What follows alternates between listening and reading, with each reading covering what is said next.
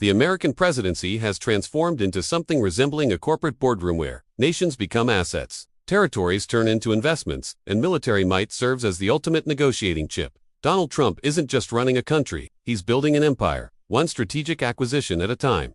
Venezuela. Trump considers that deal nearly closed. He's already mapping out what to do with its resources. But his ambitions don't stop there. The next piece on his geopolitical chessboard has a name: Greenland. Trump himself has been crystal clear about his intentions. In his own words, let's talk about Greenland in 20 days.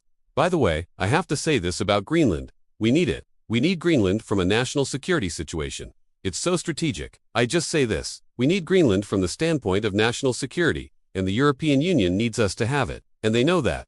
This isn't idle talk or political posturing. The White House has made it official. President Trump is actively exploring multiple strategies to take control of Greenland. The administration has laid out 3 distinct pathways to achieve this goal: outright purchase, a binding diplomatic agreement, or deploying American military force. Let's examine each option in detail.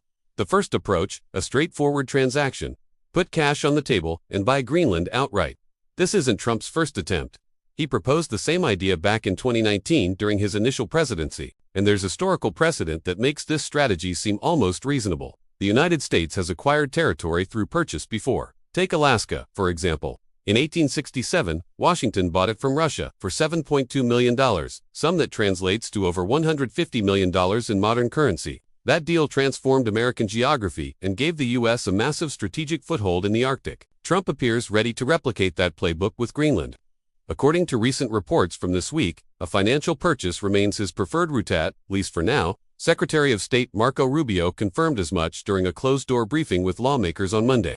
Rubio's message was direct. Trump wants to negotiate a sale, not trigger a conflict. The president is pursuing acquisition through commerce, not combat. So that's pathway number 1.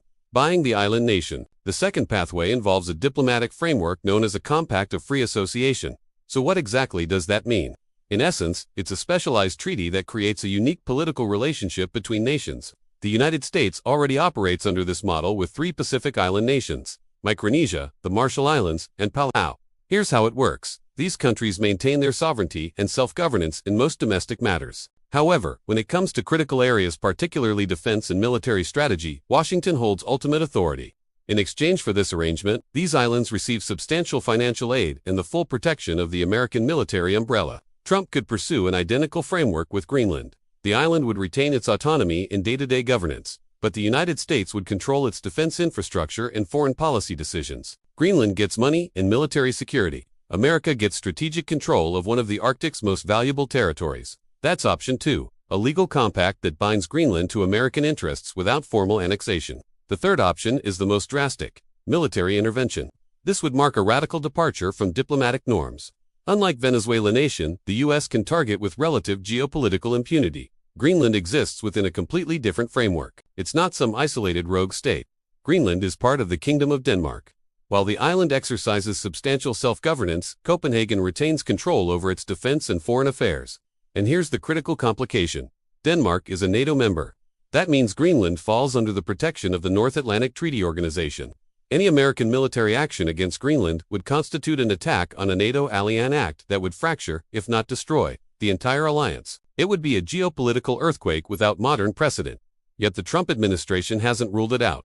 In fact, the White House has explicitly confirmed that military force remains on the table. Here's what the official statement said. President Trump has made it well known that acquiring Greenland is a national security priority of the United States, and it is vital to deter our adversaries in the Arctic region. The president and his team are discussing a range of options to pursue this important foreign policy goal. And of course, utilizing the U.S. military is always an option at the commander-in-chief's disposal. That language is deliberate. It's a signal, and it's being heard loud and clear across Europe. Unsurprisingly, these statements have sent shockwaves through European capitals. 6 major European powers have stepped forward in solidarity with Denmark: France, Germany, Italy, Poland, Spain, and the United Kingdom. Together, they've issued a joint declaration backing Danish sovereignty over Greenland. The statement is worth reading in full. It declares, Greenland belongs to its people, and only Denmark and Greenland can decide on matters concerning their relations. Security in the Arctic must therefore be achieved collectively in conjunction with NATO allies, including the United States, by upholding the principles of the UN Charter, including sovereignty, territorial integrity, and the inviolability of borders. These are universal principles, and we will not stop defending them. Denmark's prime minister has also weighed in directly, walking a careful diplomatic tightrope. Greenland is also a member of NATO. It is a shared responsibility of the Arctic states, including the kingdom, to ensure that there is security, peace, and freedom in the Arctic region. But Denmark has always been a good ally of the United States. We want to continue to be so. But I also have to address some of what is being said from the American side. And of course, we will not accept a situation where we in Greenland are threatened in this way. Notice the balancing act in that response. Even while condemning the threats, Denmark emphasizes its loyalty to Washington, a calculated move born from strategic vulnerability. Denmark finds itself in an impossible position. Despite Europe's vocal support, the reality is stark. Trump holds all the leverage. The United States military forms the backbone of NATO's defensive capabilities. European nations depend on America's security umbrella for their own protection. So how can they credibly defend Denmark against the very power that guarantees their safety? The situation exposes a fundamental weakness in European unity.